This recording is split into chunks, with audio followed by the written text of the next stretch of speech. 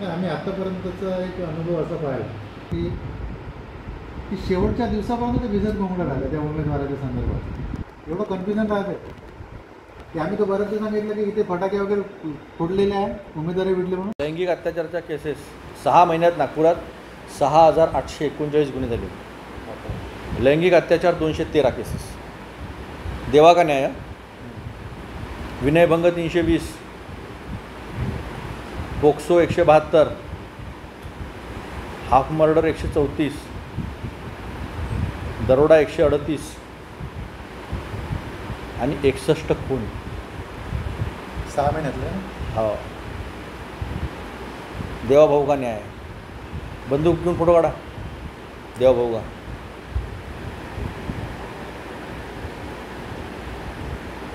बोला. हे असू शकते, पण तो ज्या पद्धतीनं एन्काउंटर झाला आणि ज्या गोष्टी बाहेर येत आहेत ते गंभीर आहे महाराष्ट्रासारख्या राज्याला.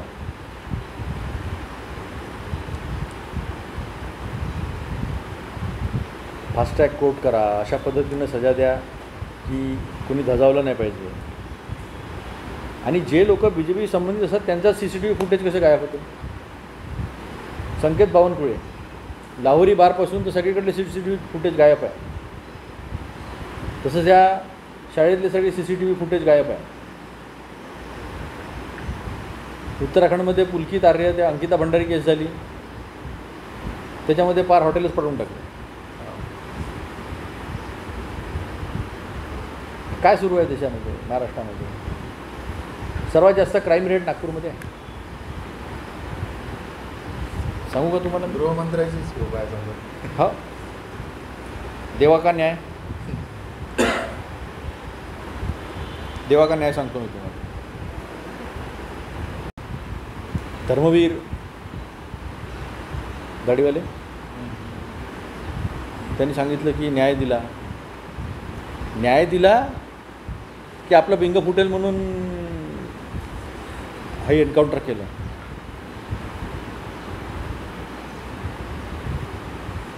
पोस्टरबाजी करण्यासाठी केलं काय? आज सकाळचा बाईट आहे ना. त्या बाबतीत मग काँग्रेसने काय अजून त्या पद्धतीनं असं ठोस स्टँड घेताना दिसत नाही. अजून काय ठोस स्टँड घ्यायचं? बंदूक घेऊन निघायचं नाही म्हणजे ज्या घेतला आम्ही स्टँड. त्याच्यावर आम्ही स्पष्टपणे सांगितलं की हा एन्काउंटर फेक एन्काउंटर आहे. कोणाला तरी वाचवण्याचा मोठा प्रयत्न सुरू आहे. एका जणांनी याचिका टाकलेली आहे हायकोर्टामध्ये. ते याचिकेत असं म्हटलं आहे की याच्यामध्ये सेक्शुअल असॉल्ट टू चिल्ड्रन, आता जुना शब्द वापरता येत नाही, सेक्शुअल असॉल्ट टू चिल्ड्रन आणि ते मोठं रॅकेट आहे. तर त्यातला तो कोतवाल आणि आपटे जे विश्वस्त आहे, त्यातला आपटे तो BJPशी संबंधित आहे. त्यांचा जनकल्याणच्या कुठली संस्था आहे त्याचा तो उपाध्यक्ष आहे. मग आता आज तो एक पालघरला सापडला, तो BJPचा उपाध्यक्ष आहे. रेप केसमध्ये करणार आहे का एन्काउंटर?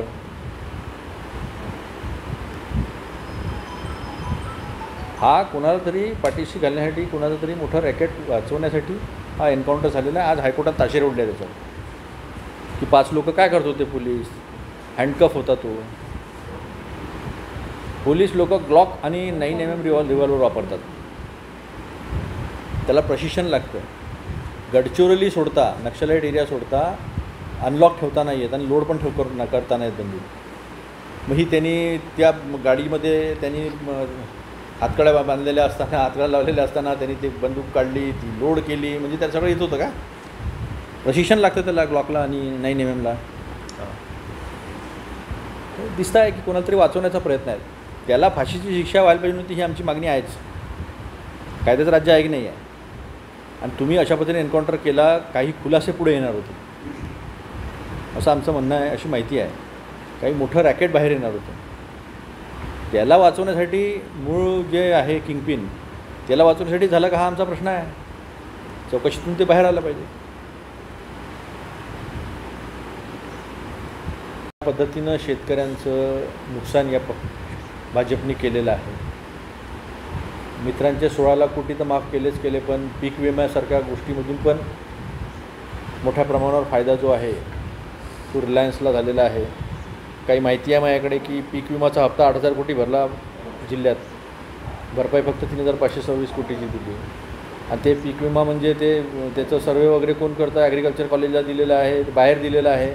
मग ते कुठले तरी पोरं वेगळेच काहीतरी नुकसान भरपाई, ज्यांना काही अनुभव नाही आहे, काही कळत नाही आहे, आणि त्यांचा कल जो आहे हा नुकसान भरपाई कशी देता येणार नाही कंपन्यांचा, हा कल आहे. त्यामुळे तिथूनही सामान्य माणसाच्या खिशावर डल्लाच आहे ना. नोकर भरती नाही आहे, पेपरसारखे सातत्यानं महाराष्ट्रात फुटत आहेत, पोरांचे वय वाढलेले आहे, आणि धोकेबाजी जनतेसोबत सुरूच आहे. आता तेलाचा पिपा 250 ते 400 रुपयापर्यंत वाढला, कस्टम्स ड्युटी 35% वाढवली. म्हणजे शेतकऱ्याच्या हातातलं सोयाबीन गेलं व्यापाऱ्याकडं, मग विकायला निघालं. 4800 काहीतरी MSP होता, 4200च्या खाली शेतकऱ्याला विकावं लागलं. व्यापाऱ्याच्या हातात गेल्या, मिलमध्ये गेल्यानंतर यांनी आयात ड्युटी कमी केली. ड्युटी कमी केल्यामुळे आता तो जो फायदा होईल तो व्यापाऱ्याला होईल. म्हणजे इकडं शेतकऱ्याचं नुकसान आणि सामान्य जनतेला तेलावर जास्त ड्युटी लावून सामान्य जनतेचं शोषण.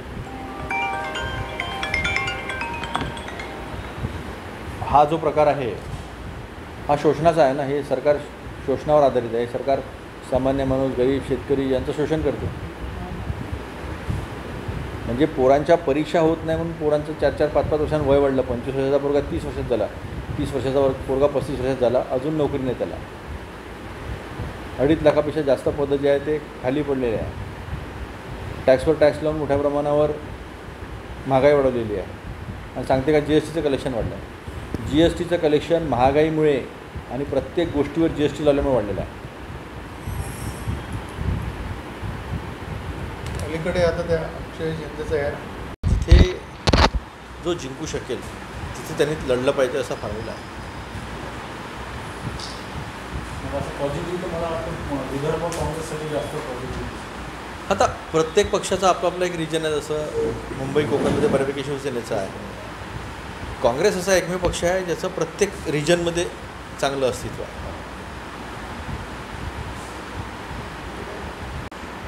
आता जो जिंकू शकतो जास्त, जिथून जो जिंकू शकतो हा फॉर्म्युला आहे. तर त्या फॉर्म्युल्यामध्ये कसं आहे ते बघावं लागेल.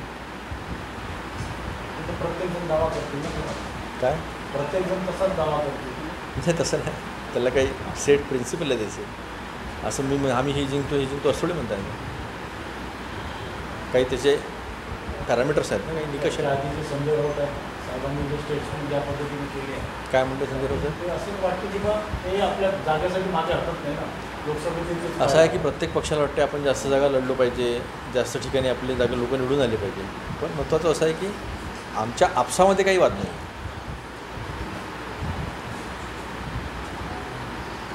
आम्हाला BJPला हरवणे हा आमचा उद्देश आहे. यवतमाळ तर BJP हानिकारक आहे. यवतमाळमध्ये प्रचारही सुरू झाला तुतारीचा, जाहीरनामाही लागला सगळं.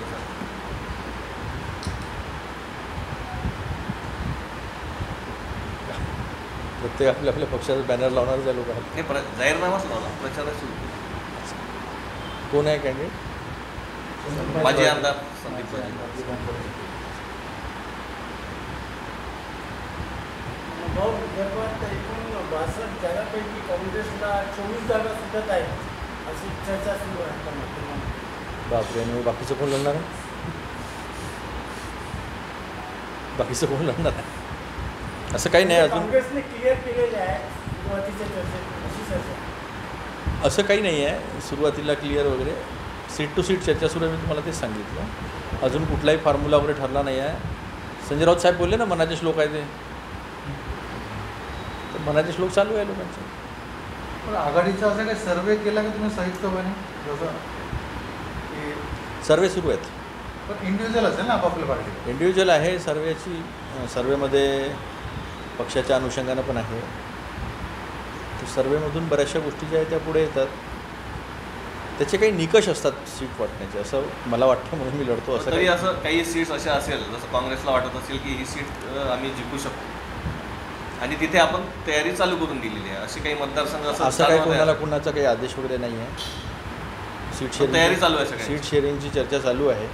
जिथे ते कॅन्डिडेटला वाटतं की मला सुटू शकते तो आपापल्या स्तरावर तयारी करतो. जसं आता तुम्ही दिग्रस मतदारसंघातून आले. पक्षादेश असा काहीही नाही. नाही तर तुम्ही काहीतरी वेगळ्या लाईनचा वेगळा काढा आणि ते जाणं छापून. पक्षादेश असा कोणत्याही कॅन्डिडेटला काही नाही. चर्चा सुरू आहे. महाविकास आघाडीचे ज्येष्ठ नेते चर्चा करत आहेत. त्या अनुषंगानं ते ठरवतील आणि एक चांगली लढत आपल्याला दिसेल. 180च्या वरती महाविकास आघाडी जागा जिंकताना दिसेल आपल्याला. 180 महाविकास आघाडी तरी राज्यात 288 कोटी. तुम्हाला असं वाटतं मग काँग्रेसचं एक चांगलं वलय आहे बरं त्या ठिकाणी. असं काय अभ्यास तुम्ही केला? काँग्रेसचं जागा किती भेटेल काँग्रेसचं वलय आहे, पण त्या अनुषंगाने विचार करतच नाही कोणी. आम्ही महाविकास आघाडी म्हणून विचार करतो. आज देशासमोरचं संकट होतं त्यावेळेस लोकसभेमध्ये एकत्र लढलो, ताकदीनं लढलो, लोकसोबत आले. विधानसभेतही आम्ही एकत्रितपणे ताकदीनं लढत आहोत, पुढे जात आहोत.